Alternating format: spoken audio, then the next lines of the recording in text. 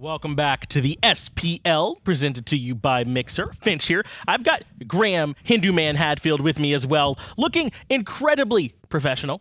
And we're going to be taking a look at Europe in the Pro League. You mean because I don't have a suit jacket on? Or and you're like rolled up sleeves. You know, you're just like as casual as you like. It's summer, you know? And it is warm. I've been overly dressed for far too long. It's been 5 seasons of this hellhole. And now I'm just going to, save the suits for lands. So in 2 weeks' time. Or 3 weeks' time. And speaking of that, it's actually more up in the air than it has been for who exactly is going to be the one that's making it to the land. Only the top 2 teams from each region are going to be able to make it. When you consider how close it is up at the top, it's actually kind of crazy, Graham. I mean, we could potentially not end up getting Dignitas here or Energy. One of those 2 teams might not make it. Oh, you dropped it. I didn't drop it. I saved it. There we go. I saved it. Almost fell. Oh, it's a pro league. There we go. Yeah. Fixed. Don't worry. But yeah, the big thing with this is you look at the schedule. Today's game, NRG versus Obey, going to be a very important one here, Finch. Because Obey could play Party Pooper, but at the same time, they could also still technically make it if they win this set here today. They need a lot to go correctly for them to do this Obey Alliance roster. It's a little bit out of their hands. Yes, they need to win out, but they need a couple other people to lose for them to make it happen. And right at the beginning, it's a pretty tall task. Is trying to stop this energy team. I mean, they're so strong. How are they supposed to slow them down? Realistically, it's about them finding their own comfort zone of where they want to play. The one thing that we've been having an issue with is feels like CaptainTwig this season is not running on par where we've seen him previously. Now, a lot of that is because of the meta more than anything else. CaptainTwig, someone that likes to be the counter-aggressor, the setup artist for his team, not the killer and aggressor of this team, Finch. That's the problem they've been having. They need to adapt, though. If they don't want Twig to be that guy, they're going to have to find someone else to be that guy. And it's a little surprising. I mean, this Obey roster, they have tons of talent. They were so strong at Worlds last year. Not just at Worlds, but all season long. They were a top team in EU. Time to see here up against Energy if they can regroup. Oh, how the mighty have fallen. Obey Alliance was one of the top teams last year, and on paper, they should still be. They should be even better than they were last year, if you ask me. iRaffer coming in has done nothing but slow this team down. Now, I'm not blaming iRaffer. I'm not blaming any individual. I don't really care who to blame. Something's got to fix. This is a top team on the bottom of the standings. These are the 2 teams that had their supports swapped as well here, man. So this Obey roster has a lot that they need to try to get done. In particular, though, I'm be looking at iRaffer to kind of step up and show Obey that they didn't get the wrong end of this deal. Listen, EmilZy and Raffer have been going at it on Twitter now. They have been. It's been a little nuts. Entertaining is going to be the factor there. Obviously, Raffer's been picking in a few odd picks here and there that could Cullen, for one example, but then again, so has EmilZy. This one could be a nice little tweet war afterwards if one of them finds the victory here today. Definitely favoring the side of Energy, though, with how their performances have been. But you can't count Obey out. Generally, Obey is maybe going to turn into one of these teams this year with how they're playing, where they'll play up and play down based off their opposition, which is not something we really want out of Obey, especially for an Obey fan, but it could be the case. No, I mean, there's no reason to count Obey out of this one. I know that they've been struggling this season, or rather split so far, and maybe they're not as up as what Energy have earned, but I mean, listen, Ataraxia, PrettyPriMe, CaptainTwig, Xaliea, iRaffer, that is a roster of players that I would take any day of the week. I mean, they're so strong. They just got to make sure that they're all playing together. But would you take them over maniaKK, Yammyn, Adapting, emilitoo, and emilZy? That is their opposition here this week, and it is not going to be an easy task for them, Graham. This Energy roster. I mean, we were worried maybe you switch out iRaffer for emilZy, maybe they lose some of that swag. Not at all. They have not missed a beat, and they are continuing to dominate here at the beginning of Season 5. Energy's a team that's on top of the game, and they don't show any signs of slowing down. Listen, this is a squad that has won 2 back-to-back world championships. They came through last year and something changed, so they made a change for the positive. They got a new support in here and everything coming up Millhouse. Energy are on top, and they've got a lot of competition ahead of them, but I think Energy can handle themselves. Well, now it's emilZy on this Energy roster, the support for Energy now. He's going to have their work cut out for them up against this Obey squad, but you heard it there. You were saying it beforehand. This NRG roster still certainly stacked. Yeah, definitely. EmilZy's had a good season so far for himself, settled into the team nicely, where a lot of people, a lot of fans, including myself, I will say, had a feeling that NRG were going to struggle with this transition more so than Obey did. I thought so One too, of the two teams was definitely going to struggle, Finch, and surprisingly enough, it was Obey, not this NRG roster. But going back to the jungle situation, I think that's one of the reasons why they've not struggled, is because this is an adapting meta. This is an adapting playstyle. Aggressive gods from the outset, fast-paced action, early ganks. Put them to bed before it even starts. Yeah, the kind of meta where adapting gets to play the Dodgies, the Circuits, the high skill cap junglers where he gets to go, hey, I'm better than you, and then shows it in the actual game itself. Adapting, certainly one of the top players in the world right now, if not the top player, certainly in the conversation with Baskin right now, I would say. Not a conversation. I think it certainly is. Are you kidding me? Second. EU's harder. I'm EU, and I'm still saying Baskin's #1 world. That's right how you now. catch Graham. Make him say that EU's not as good. He can't do it. But we are just about ready now to start. Well, you want to say it? Do you want to say EU's not as good? I mean, Do you want to get you on record to say that? We'll find out at LAN, right? Okay. They I didn't think you would weren't say as it good as either. at Worlds when I also predicted they would lose at EU Worlds. won Worlds. No, they didn't. It was North America. Those memes are still fresh, and I'm still bringing them. Picks and bans energy going up against Obey. Nuwa has been banned out. Graham, I mean, Nuwa is rising up in the priority list right now. A lot of reasons for that, though, is her safety. That's all it is. It's really her safety on defense. She's very, very useful as well for clearing out the waves, making sure they can't siege Phoenixes if you're on defense, but also in the team fights. You can take yourself out of combat for a few seconds. Specifically, we've been talking consistently about aggressive assassins in the jungle. Yeah. And if they're going to be going aggressive on your mid laner, they're going to die unless you can get away from the danger. Ban out Nuwa means there's not as many options left over to stay safe in that mid lane. It looks like safe mid laners is definitely the call, at least for energy on their ban list. Both with the range and the evade and punish, and as you mentioned with Nuwa, taking those both off the table. And then you pick Janus for yourself. Probably the 3 safest mages, if not characters in the game, and energy have either taken them away or picked them for themselves. And the one thing about this game as well, which we've not touched on, we did mention iRaffer versus EmilZy. Right. But both these squads know the other support very well. That's right, yeah. Very well. So Obey will know what EmilZy's playstyle is like and how he wants to play, how he wants to do his support work. Same can be said for NRG and iRaffer. Yeah. Now, iRaffer's one of those that always likes to get out of position a lot and bait fights.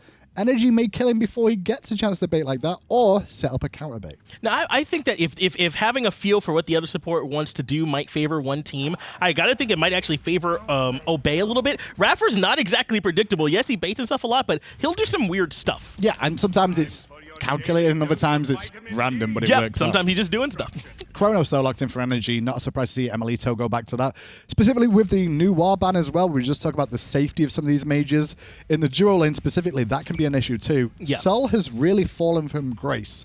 The nerfs have hit Sol, and it seems it's affected the Pro League where the players are not picking her up as much. And a little surprising, they instead go to Chronos. That way they can still access some of those magical items, but not lose out too much on that basic attack focus on the structures. Ra and Achilles, though, will be the selections for Obey. So they've got some sustain there with the Ra, and a little bit actually in Achilles' kit too, at least for himself. So it could be hard to bring this Obey roster all the way down. I really like that Odin ban there. Just a little bit of a surprise one more than anything else. Odin going to make a bigger impact in this, potentially locks down Sobek in that solo lane if he's going in solo. Also causes a lot of issues for the likes of Chronos too, and maybe some of the junglers. It could be that they have some gods here that they're worried wouldn't be able to make it out. If Janus is too far from the walls in the cage, it could cause some problems for him, as Batz is going to be the next selection for Obey. Batz, yeah. He's got hate. I mean, sure, but you don't say it. Yeah, you do. You don't. Hun. You don't. Batz. I mean, there's no argument to be had here. Fear no evil, though. Powerful ultimate that this jungler will have. What does that mean? What does that matter? What does it mean at all? It's my language. So I can say how it Batz isn't. He's not English. He's not from England. All right, are you? Okay, last pick for Obey is Raijin. I'm just saying what you did. You're not. Do like NRG's come though. All around, give Darji the aggressiveness, give adapting the Darji for aggressiveness throughout. Ra's going to play very safe here. Big thing though, fear no evil. Makes a big impact throughout the game, however bad it is. And that's something that I think Twig can make work here. It's kind of a crossover between the aggressiveness of what we need out of the junglers in the early game, but also, if he wants to be that counter initiator still, he can do that with the Fear No Evil. Yeah, I feel like the margin for error is just a little bit lower for Obey. Like, theirs are a little bit more AoE. They can afford to miss maybe a little bit more than NRG can, so NRG going to have to execute a little bit more to make this comp work, at least in my opinion there, Graham. You got any feelings, though, any leanings between this NRG Obey squad, or you just want to see it happen first? I'm going NRG, first of all. Okay. Just because NRG are on a tear right now, I don't see it letting up anytime soon. Obey have got their work cut out here. Well, let's go ahead and get it over to Tom Antoli so we can find out if Graham's right by picking here NRG. Hank Oo on Inch. It's going to be Tom and Anatoly here. And we've got a fantastic matchup for you today. Very interested. Energy of 2 sets today, and this will be the first. And against Obey Alliance, this is the revenge here from week number 2, where Energy got the 2-0 victory last time. That was the result last time. What about this time? That's the question I pose you guys in chat. Shoutouts to Mixer, and we'll figure out where everything winds up. Of course, we're going to ask you, but what better to find out than just to watch? Game number 1, Energy taking on their opposition here. Obey Alliance have struggled to really find their footing alongside new support iRaffer, who's actually going to be bringing a new support character out here. If you saw the picks and bans, you might assume that Xaliea would be playing the Achilles, but instead it'll be iRaffer in the support role. No surprise, honestly. Xaliea likes his Guardians and Raffer likes his Warriors, so this just seems like a very natural fit. The glove definitely fits for Obey's style, and they're even grouping up here. It's like 2 ships crossing across the Dark Sea here. Just passing each other in the night. Obey Alliance warding out that enemy jungle pathing. Looks like Energy grouping out just to see if they could catch Obey. Didn't actually drop any wards themselves, but everybody should be fine there. Again, Obey just dropping that ward back in that enemy jungle to make sure, or rather see, which pathing CaptainTwig is going to go. And no surprise here from the folks at home, Energy is favored here versus Obey. This is next level warding, honestly, because if you do your speed and go to the duo lane, unless you go underneath your own speed buff, you're going to get spotted out by the ward from Obey Alliance. Now, the question is, did Energy see it? Nope, they were on the other side, so no idea that that ward's there. So adapting, if he decides to be aggressive, which might not be the case in dueling because he opted for the beads as opposed to the Blinka level 1. So that's a telltale sign of where the jungler usually wants to go. At the same time, I think adapting will kind of change his pathing based on how he's feeling here today. So we'll take a look.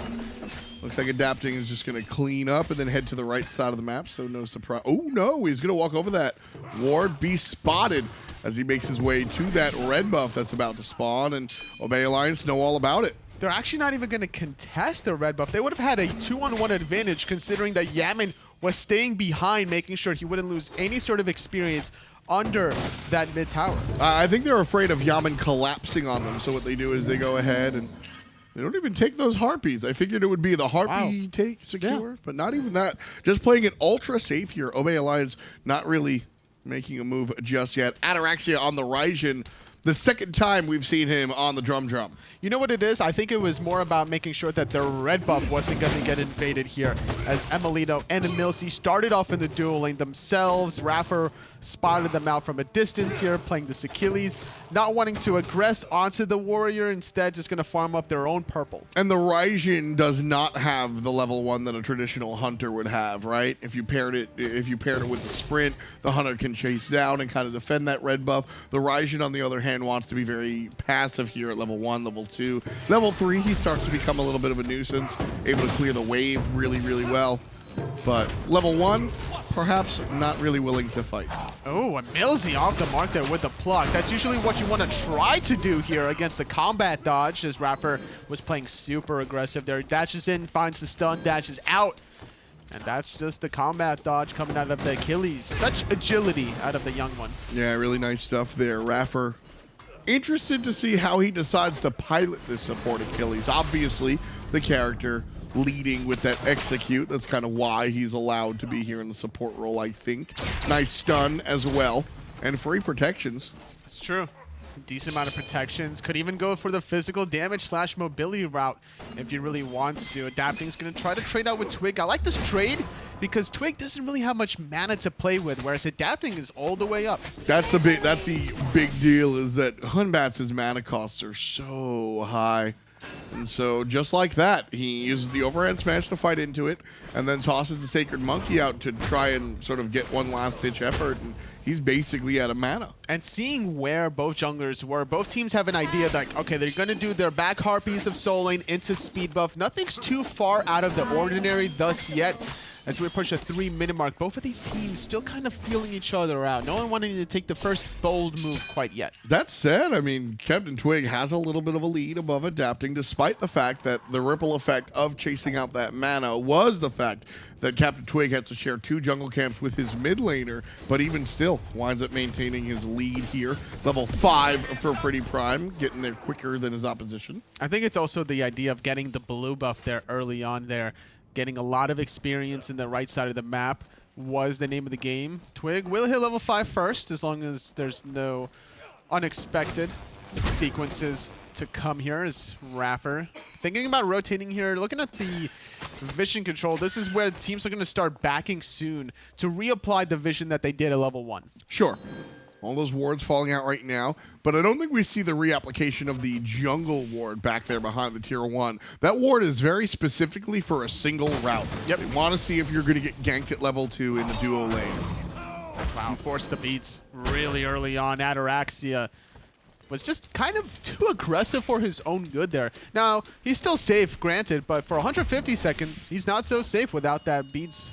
That's why I love the Sobek selection into lanes that are going to be very, very aggressive or out clear you, because if you do push up on the enemy tower, EmilZy, the Sobek player, has that opportunity to just charge spray you underneath that structure. That's why we're seeing it so often in the solo lane, because there's so many aggressive warriors now in Season 5 really trying to make a statement here. Kakolins, Camazotz, even now Achilles here. So Sobek is one of those gods that'll definitely punish you. And if you do ever get plugged in the tower, the tail whip as well afterwards will confirm at least 1, maybe even 2 additional tower shots. And Season 5, those towers really hurt. I don't think you can really take 2 tower shots and survive with additional damage from the player. I think that was a 1-for-1 trade there. Yammyn could not secure the second one, but PrettyPriMe invested into that Searing Pain ultimate. Not the end of the world.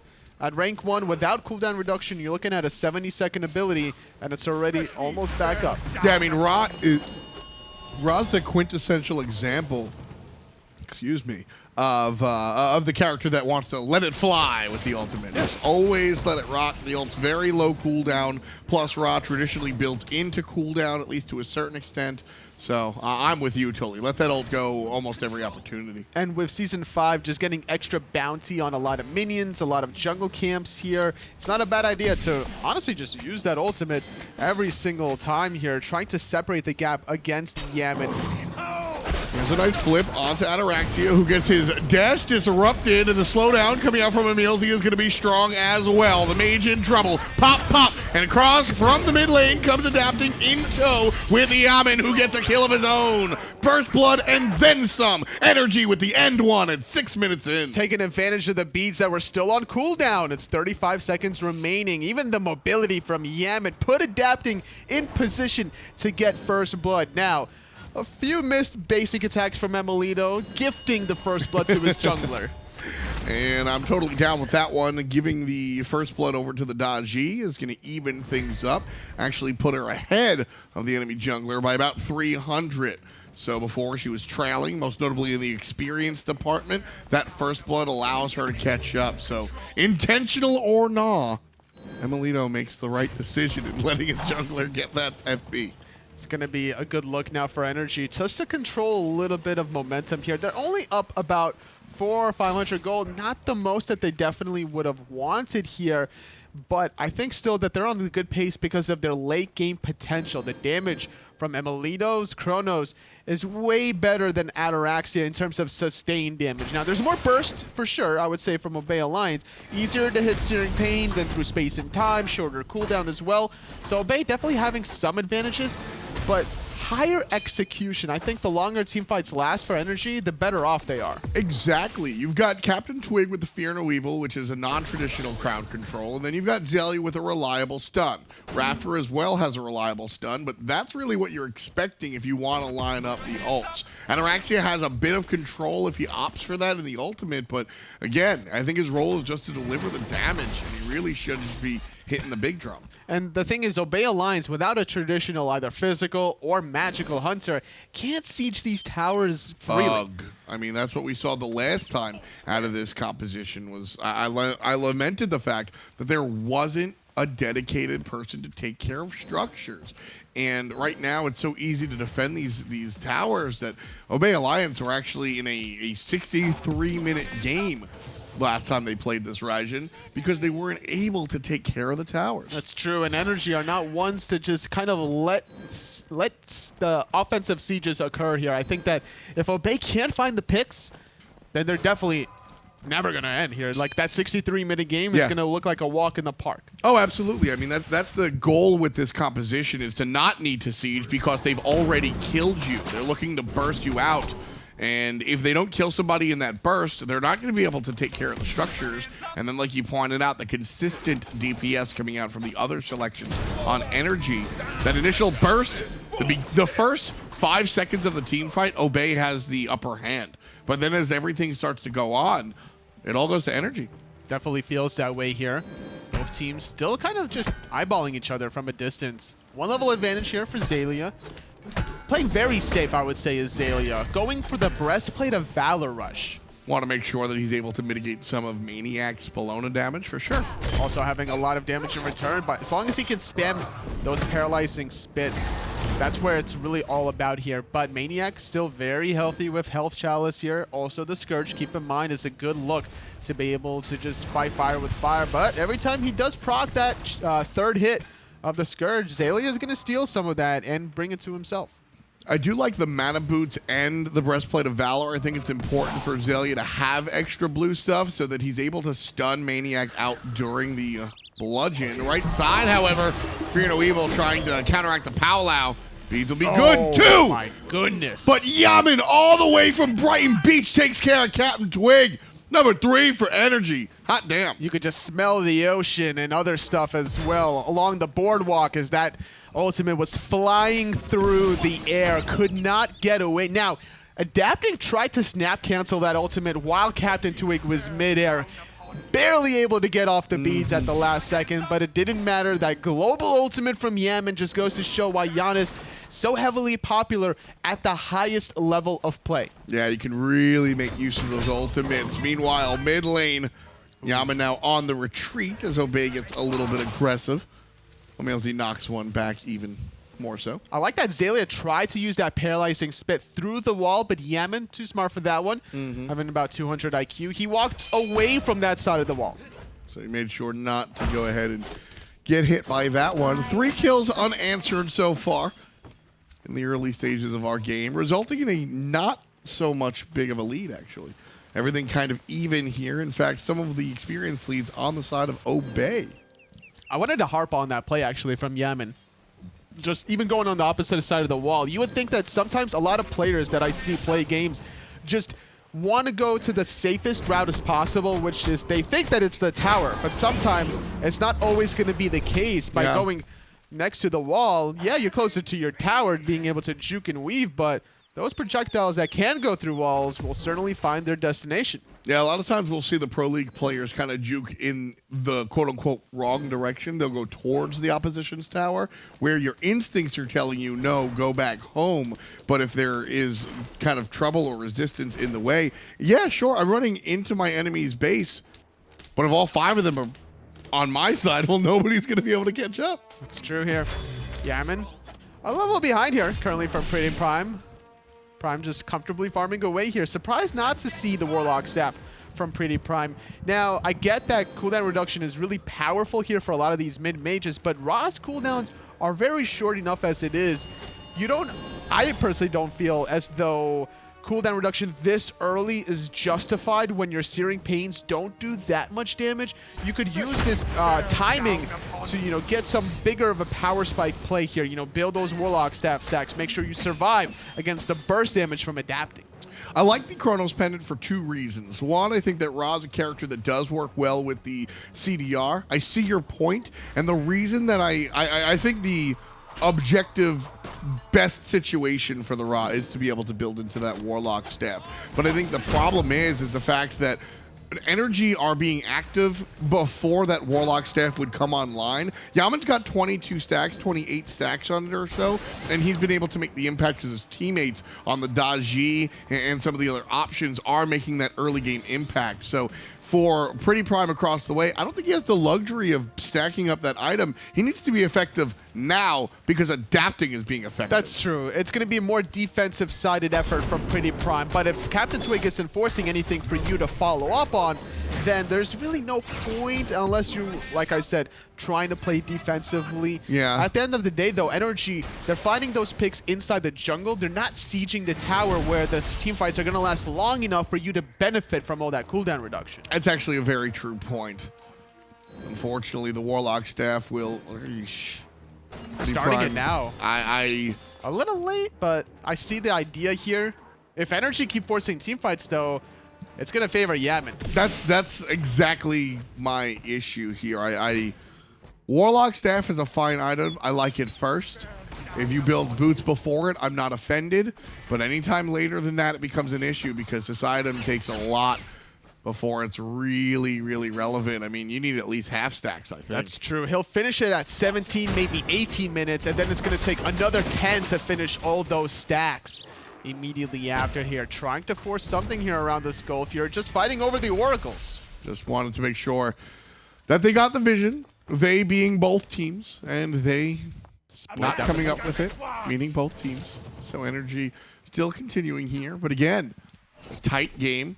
Obey Alliance sticking in, despite the fact that they weren't able to be active just yet. A 0 in the kill column, but a tie game nonetheless. You wouldn't really expect this kind of a game between the two teams if you just blindly look at their records. NRG, 6-1 set-wise, 13-3 in the game columns, whereas Obey been struggling recently, 3-4 in the set department, 7-9, a -2 in the game count. And don't forget, I mean, these are essentially the same 10 players that these teams used to feature. The difference is the support trade. iRaffer was support for NRG for years and years, and then last year, towards the end of the season, winds up switching basically just support for support with EmilZy, who had played for Obey for about a year plus. So the trade, 5 weeks into the season, NRG looking like they came out on top because Raffer has taken some time to really acclimate himself, or the team has taken some time to acclimate themselves around this new support player. But I maintain that I think the positive side of this team is yet to come.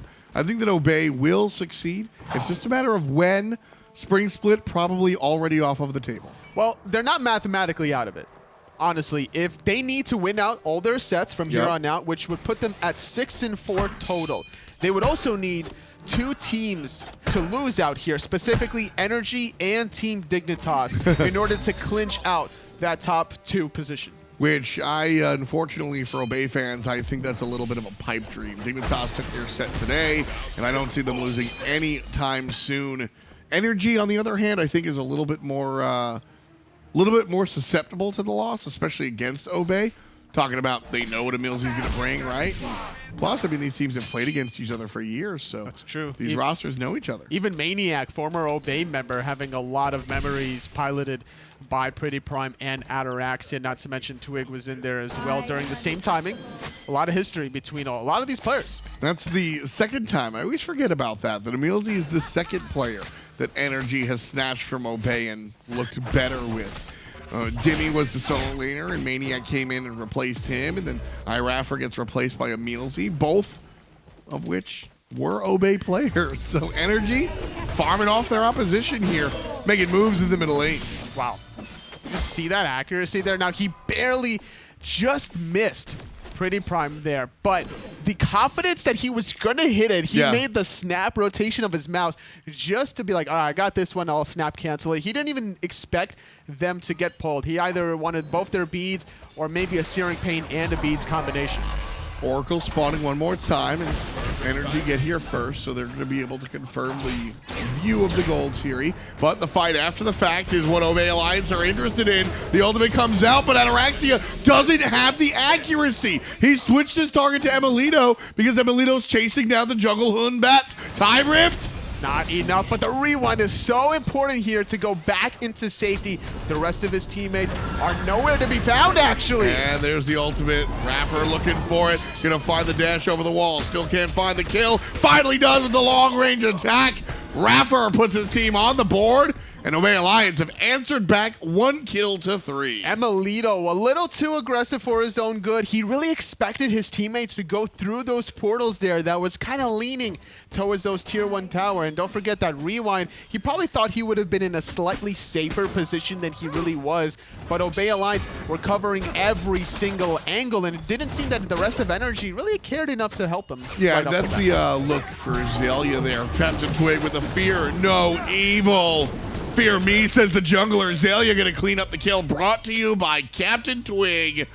And the Gold Fury will the focus target once more. Obey Alliance around the objective, 75% already. iRaffer playing zone. In comes maniaKK, CaptainTwig trying to zone him. Xaliea gonna switch out. Tagged in and out, and again, the Gold Fury leashed. It's all about doing the damage, taking the damage, and then healing from the raw. Here comes the Powwow. No beads onto CaptainTwig. CaptainTwig's gonna go ahead and get controlled, but the rest of Obey are here! Xaliea and Ataraxia combined for 2, cutting down the mid lane and the jungler. And NRG have to run away, run away! PrettyPriMe shines, and maniaKK sits on the outside looking in. The Gold Fury, once more the target, but totally they're low. That's very true, but they have the raw sustain. This was an unofficial deicide ever since the play that emilitoo made. It was emilZy that fell shortly after that, and Obey Alliance taking full advantage with a 19-minute Gold Fury. That little stun by Xaliea is so important. True. emilitoo steals Gold Fury in 2 kills with a single time rift. That's how low those players were. That's the position the Gold Fury was in. Xaliea, and this is something, and I'm not talking about lower end teams. This is something that teams do a lot, where they'll zone, and then at 10% or 15%, the zoner comes back and looks to just clean up. All right, we're done, we're good. And you see teams get punished for that. Very, very good fundamental discipline coming out from Xaliea to zone till the last moment. Use all the tools in your belt to try to secure the objectives. You have Xaliea on the Cerberus zoning. There's 3 things he could do. Number 1, Ghastly Breath all the time. And this is considering his ultimate is down. Just damage. Yeah, just slow him down. Number 1, trying to stun him with a paralyzing spit. And then all things come to worse, body block him, trying to make sure that you're literally going to delay him to get there. Fear no evil on the right-hand side. Adapting got to start getting scared. CaptainTwig puts one up, and that'll double NRG's kill count. Obey Alliance now taking away the lead after that Gold Fury and the kill. 2,500 so far for OB. Still playing aggressive here with a 5-on-4 advantage, adapting not due to respawn for another 30 seconds. There is some opportunity to split the map, and that's what they're doing. Ataraxia was getting the wave on left, now making the rotation happen in middle, whereas Obey are going to go for this Pyromancer. Obey are in the fighting zone now. They've got the momentum, they've got the wind in their sails, and they just want to fight people. Pyromancer being pulled, I think, really just to entice NRG to come in here, but Obey able to control a scenario. maniaKK chased out on the right side. Adapting has now respawned, and Obey haven't really gotten anything from that kill. It was, like I mentioned before, just a split push potential here, denying 1 wave worth of minions there onto emilitoo that made the rotation happen in middle. So as long as that NRG doesn't lose continued objectives after that 1 deicide, unofficial one at least, that they're all still in a fighting chance. Right now, Obey Alliance have to take this lead and run with it. They've struggled throughout the regular season, and they are not mathematically out of it, as you've pointed out. Realistically, probably out of it. But Obey Alliance, more importantly, has to think past the truck. They've got to look towards the summer split. They've got to look towards the fall split. This Obey Alliance roster, I think, is one that's going to stick around for a while. And so they're looking for the long haul. Trying to make something happen. Obey Alliance stretching past that imaginary line here. Twig throws out the monkey, but he teleports to the red buff. He wants to steal it. Obey Alliance getting aggressive here. Red buff goes down. Meanwhile, NRG stuck in the middle, and emilZy gonna take a ton of damage. He's actually gonna kill CaptainTwig, believe it or not. Ataraxia with the drum not able to find the death on the support. So CaptainTwig falls down. Adapting getting punished here. iRaffer with the body block. emilitoo takes care of Ataraxia. It's a 2-for-1 so far. Energy on the good side. But Obey Alliance are coalescing around maniaKK. Oh, There's no. some of the damage from Yammyn, who walks through the wall. Xaliea chases him out. Now it's a 3-on-2 in the enemy jungle. A little bit of sustain from PrettyPriMe. The slow's good on to maniaKK. But look who's back. It's emilitoo. He's going to make his appearances. emilZy making the kill happen on a PrettyPriMe. The rewind from Emil is good. Stun from Xaliea, making sure that there are no more casualties. It was a 3-for-1. And even then, Adapting almost got out. He was about to teleport towards Yammyn. I mixed up my emils there, but either way, the dual lane comes out on top for NRG. That's going to bring the lead back a little bit, just 1,500 now for Obey Alliance. Something that NRG are a little bit more happy to fight into.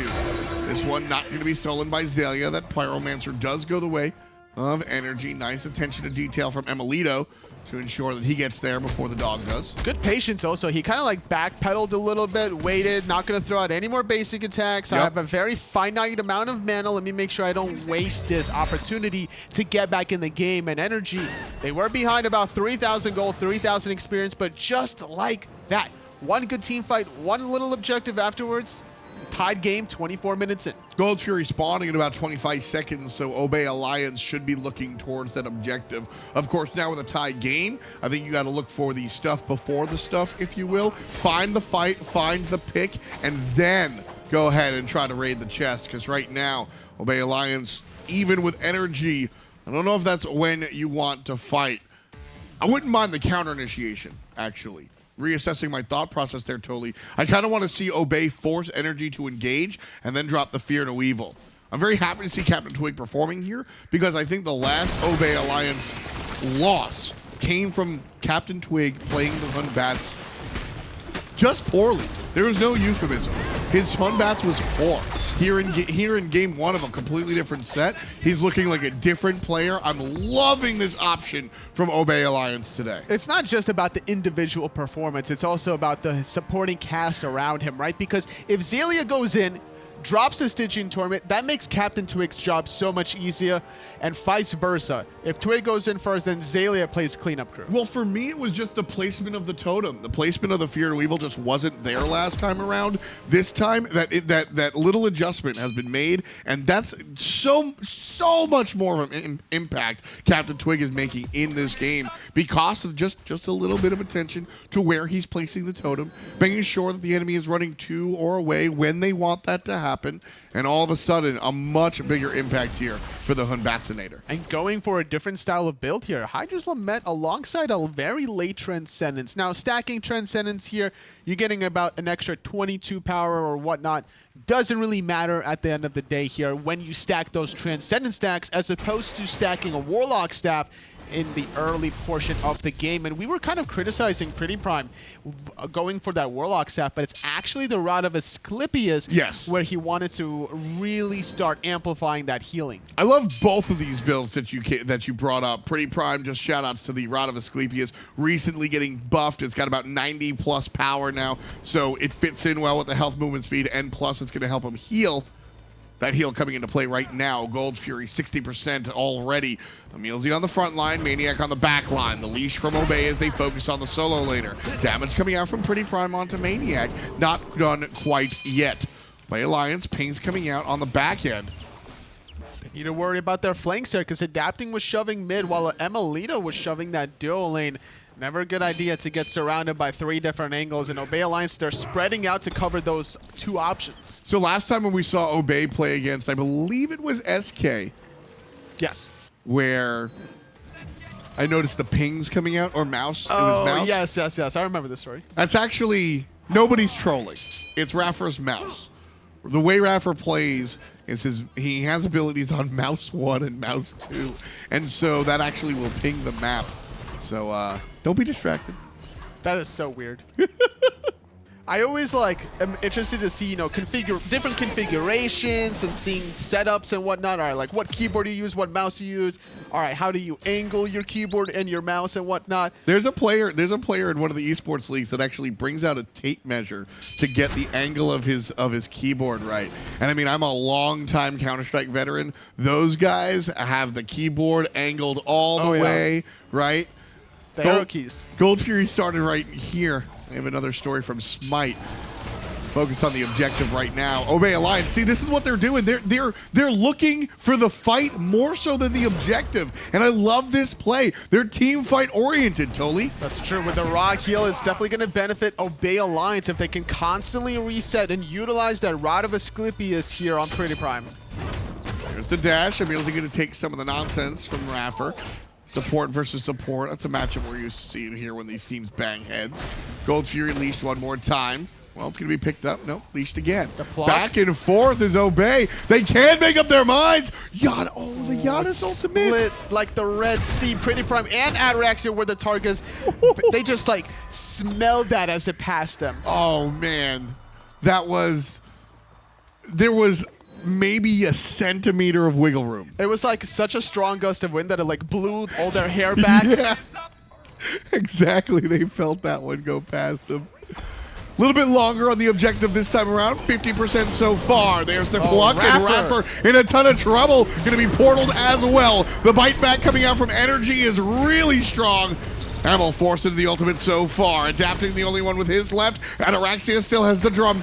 Obey Alliance on the retreat, and there's the powwow. Looking to cut down the escape, and Xaliea will be the one pulled. Knocked up, plucked, and there's the kill from maniaKK. But CaptainTwig and Ataraxia take out 2. Adapting actually juked back into it here. PrettyPriMe taking out maniaKK, and iRaffer, he was still alive the whole time. He went to heal in the duel lane, and now it's a 4-on-2. And the chase down south, the chase up north. One of them features the chicken, the other one features literally everybody else. iRaffer blinks forward. Nice tail whip from emilZy to save him for the moment, but a little bit of electricity, and that's lightning. Number 11 for Obey Alliance. They take the stuff, and they get the stuff after the stuff. Gold Fury goes to Obey. Lead change, and just like that, dropped down off of the cliff. Look at that graph. I mean, that's the best illustration you can have. That's true. 10 minutes ago, the first Gold Fury went to Obey Alliance. That's where the dip down originally happened, and then NRG able to come back with one little team fight, one Pyromancer, and then 10 minutes later, now we're looking at another big dip south for the Chaos Squad. Obey Alliance doing a good job about pulling these engagements in the direction they want to go. They're avoiding some abilities, specifically Yammyn's ultimate. Yep. And looking at this Obey, looking at what Obey's doing and making note that they brought it out against some opposition before. Fire Giant might be stolen by emilitoo. Watch where he's at. Tosses the time stop. And it's going to be Obey. Emil doesn't get it. The rewind should put him in safety with adapting right there. Nice stuff. There's no way that adapting knew exactly where Emil would wind up, right? No, not exactly. Because I am a much worse player than these guys, and when I play Chronos, I count the 8 seconds in my head, which is where that ultimate winds up. But there's no way that Emil can explain that to adapting and have him, because it's a feels thing. He landed exactly where that jungler was. Had Obey chased the rewinding Chronos, they're getting met up with a dodgy. That's true. So a really nice play by NRG, talking about a feels, just understanding, adapting, like, I'm here. Oh, wow, I'm literally right here.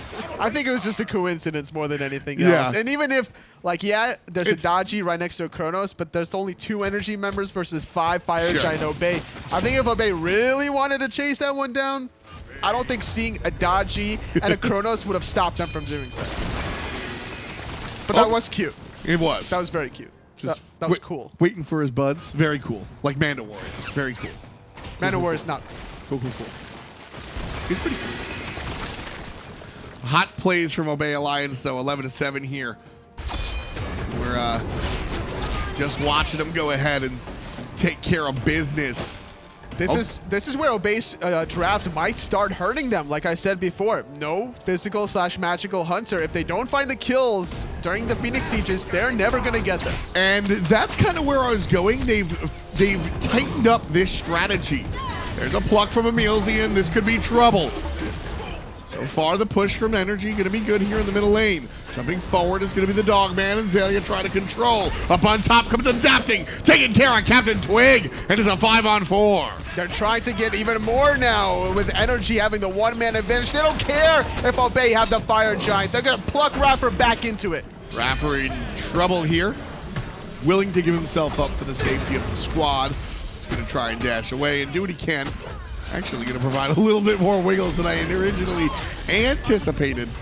But his old dual lane partner, emilitoo, goes ahead and cuts him down. We were talking about, going into the instinct of safety. It wasn't north. It wasn't towards his own base. There was no safety for iRaffer. Recognizing this, he wants to delay the push from NRG for as long as possible. Yep. Make sure that there is no Lost Phoenix. Undefendable is this tier 1 tower. Undefendable will be this tier 2 tower if NRG really want to force the issue. Yeah, they don't have any minions. Well, now they do have the minions, so this tier 2 tower might go down, but Xaliea and PrettyPriMe stepping up to the plate here. Just a little bit of resistance, not a full commit from Obey Alliance. And you're absolutely right, Anatoly. If iRaffer did not kind of waste that time, NRG are probably looking at a Phoenix. It's possible, very likely that they could have with a 5-on-4 advantage. emilitoo is starting to swing at these objectives. So this is sort of what I was talking about for Obey Alliance. As last time they tried this strategy, it took them about 63 minutes. Two things have changed. One, they have a better team fight composition. CaptainTwig on the with the Fear No Evil, he's actually making use of it this time around. So they're getting the better team fight. This composition is not a siege composition. They have no intention of 5 players slugging it out over a structure. They are looking to take the 5-on-5 and fight. And then when the players are dead, they can look for the objective. Which is why it surprised me that they even went for the middle Phoenix, considering that the tier 2 tower in duo was still available. They want to find all of the itemization. Really looking for that. And here you've got the Emperor's armor from iRaffer. That's going to assist the siege as well. And also trying to go more defensive is CaptainTwig, selling his Hydra's Lament, going for the Magai's Cloak, making sure that Palau is not going to force an early Purification Beads. Love that build early on. Love the adaptation as well, making sure to pay attention to that one. And again, iRaffer with the Mystical Mail, even this item. All these little things are going to assist Obey in their siege. iRaffer now is going to be tough to stand next to just because that he has that pulsing aura around him. The Masamune is going to make him tankier. All of these are siege items. He sold his boots just to pick up Masamune just now, really optimizing for that late game potential here. Now, doesn't have that much mobility outside of that item. There's no other mobility in his kit or his items, but in his kit, as long as he goes in that offensive stance, he's going to have about 5% extra movement speed. And even if he's not there, Anatoly, I still like this move, and I'm not usually a fan of it because you get 18% from boots, and then you're losing about 8 when you go this direction. But he's got combat dodge, and he has the sprint. So in these moments of sieging, the movement speed isn't going to matter because you're right neck and neck with the players. But when the chase down comes, he does have the sprint available to him. He has extra physical power now with that Masamune blinking in his adapting, really wanting to get something going. Wow, he suffers a ton of HP loss there, being in the middle of everything, but gets the Palau off. Obey Alliance have to retreat a little bit. CaptainTwig cut down. Here comes NRG resurging and re-sieging. The damage from PrettyPriMe is big, but the damage from emilitoo is bigger. Down goes iRaffer. There's the Fear No Evil. Where's the answer from Obey? They're trying to get even more here. maniaKK will be the victim here for NRG, but it wasn't until iRaffer gets taken out first. Delivered was Ataraxia. PrettyPriMe through the wall gets the kill, but Yammyn doesn't need the flash to take care of business. Ataraxia goes down. emilZy hanging on by a thread. Prime can't cut this one. emilZy will wiggle that out. Wow. Oh, man. What a team fight there. The plucks from emilZy, so important. iRaffer was about to get out until emilZy said, no, you do not. You are done. And Obey with their 13th kill, whereas NRG's trying to catch up to them in that department. Very back and forth action here. Goal difference doesn't even matter. Both of these teams at full builds. Yeah, we're 36 minutes in here, so it's pretty much all about who has the momentum in the game. Even the blessings, the starter items are gone. Everybody been doing a great job as far as their farm has been concerned. So 36-40, we're already done there. Obey Alliance will be on the outside looking in as far as the Pyromancer is concerned. No Phoenix is down, so they can absolutely contest the Fire Giant. That's what they should do, if you ask me. With Xaliea respawning in about 2 seconds, he has teleport available. If Obey saw NRG do the Fire Giant, they definitely would have made use of that full relic. But instead, now it's going to be a full-on 5-on-5. No team's going to go for the Fire Giant quite yet. Instead, it'll be a battle towards nutrition, trying to establish the vision dominance here. maniaKK just going to go ahead and get his blue buff. A little bit of a reset here as the teams take a break from the action, looking for that Fire Giant, which has spawned. But everybody kind of taking their time. I think teams most notably want to get that red buff on their mid mages or side lane mages. Ataraxia sporting the red buff, not PrettyPriMe here. Which is a little surprising considering that they want to make full use of that Ra heal. But having more burst damage, not too shabby. On the flip side, Yammyn. I'm sorry about that one. I think that's the key there, though, is the fact that the burst is more important than the heal. Even the Shaman's Ring being picked up for Ataraxia just to apply more burst. I love the Spear of Magus pickup. Not enough Raijins really go for this. So many times do they prioritize the Obsidian Shard beforehand, where you're basically getting, you know, the more flat pen in the early game is way better. So I like the power curve of Ataraxia's build. Usually we talk about Spear of the Magus with respects to dot characters, and while Ataraxia doesn't have many dots at his disposal, he has repeated damage. Even his first ability is going to be 3 separate hits, sort of like a wing gust. So by able to build that up throughout the course of the team fight, of course, he's got the Chain Lightning with the Raijin after the fact, and the ultimate hits 4 separate times as well. Lot of application, and sort of like you were alluding to, if not outright said, PrettyPriMe is also going to benefit from this choice as well, as will Xaliea. That's true. So a very, very good item purchase here for Obey Alliance's carry. A lot of magical protection shred between not only Spirit Magus, but like everyone knows with Cerberus' Ghastly Breath reducing protections, the Void Stone pickup here from Xaliea as well, the damage from PrettyPriMe and Ataraxia, you know, it's pretty high already thus far, but it's only going to get higher as these team fights continue. Right now, Obey Alliance, they've got the upper hand for once. It seems like it's been a while since we've been able to say that. Obey and their fans have stayed true, but the wins haven't been coming. That said, Toli, this might be the best I've seen Obey Alliance really play in a long time. That unofficial DSR was the key towards getting that confidence underneath of them, because up until then, Obey have always seemed to struggle, even against lesser teams that they definitely shouldn't have. I think, yeah, maniaKK purposely took that hit from the Ra heals just to absorb that Soul Reaver proc from PrettyPriMe. Really big play there. The small things coming out, so Soul Reaver not going to be online for a little bit, which means that Obey's window to go ahead and engage, not there. The mind games. I like it. Teams being very cautious around this Fire Giant. That's what it's all about here, because like one small mistake and then there goes the game. So it's all about who has the vision and what can you do with it. You saw Adapting trying to look for the flank on the left side, but he's assessing the risk factor constantly in the back of his head. If I go in now, there's like 25% chance of survival versus like 85 if I wait for a fight to happen on the right side. Right now, no fights. Nothing has really happened here since about 33 minutes. It's been 7 minutes of just chilling. They're playing the tango. They're like dancing. Yeah.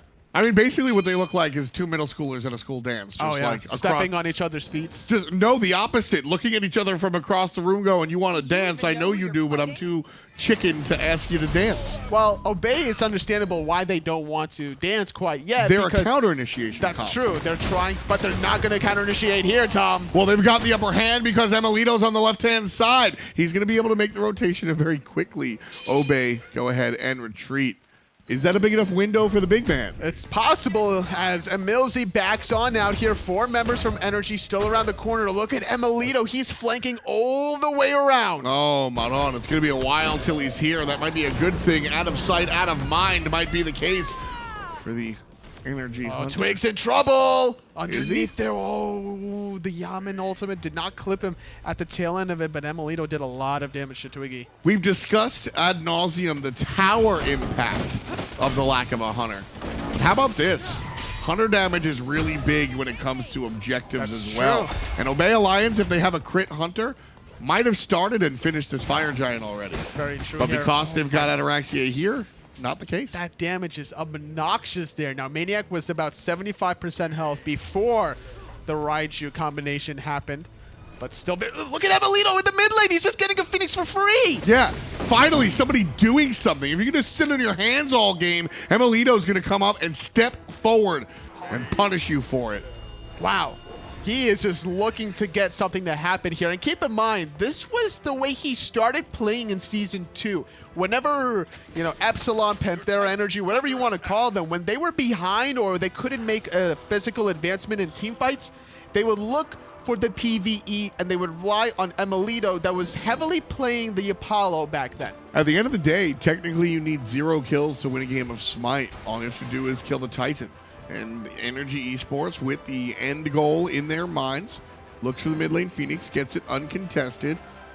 Obey Alliance just sat around waiting for the initiation for too long. The first Phoenix of the game goes the way of NRG without Fire Giant, without even a kill to their advantage. So we say that this is a counter initiation squad, and it totally is. And NRG are playing this extremely correctly by not being goaded into these team fights.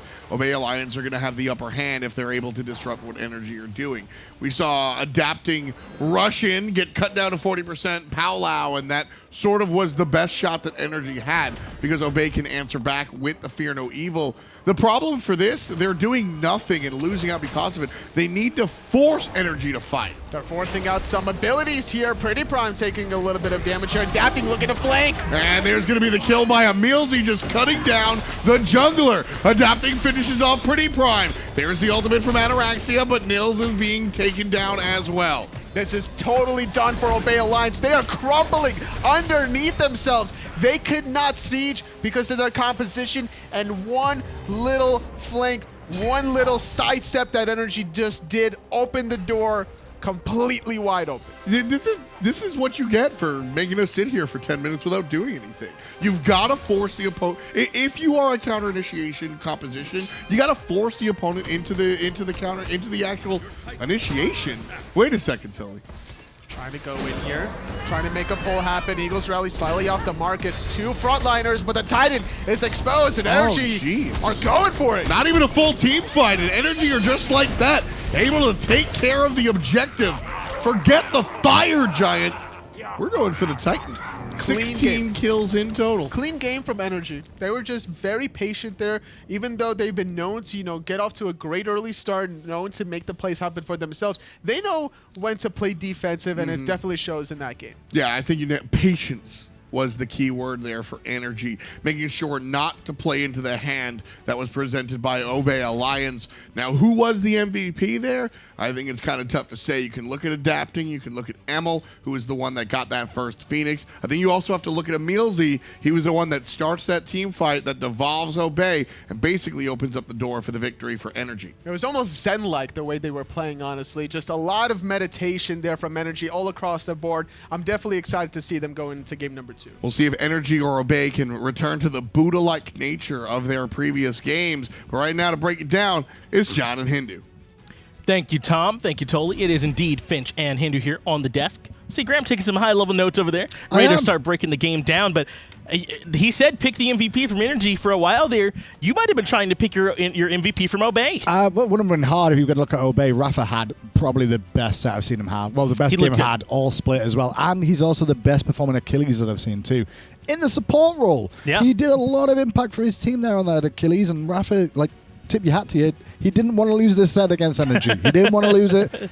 That game, though, that game overall really comes down to the patience and tactics of NRG more than anything else. But this was, This was so important here, this last fight in particular. And you're seeing emilZy's impact on it in particular, using that lurking in the waters, able to start things off for them.